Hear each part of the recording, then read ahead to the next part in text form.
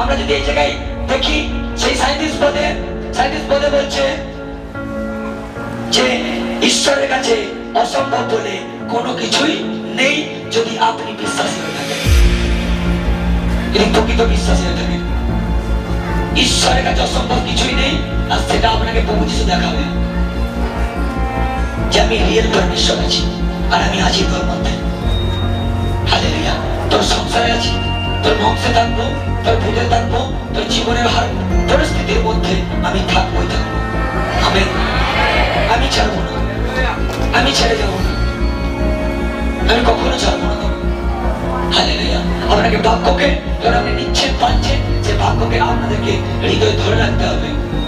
সবচেয়ে বড় বিষয়, যখনই এই জায়গায় দু জায়গায় যে বাক্যটা আমরা শুনেছি, যখনই আমরা চলতে শুরু করবো, শয়তান আমাদেরকে ফেলে দিতে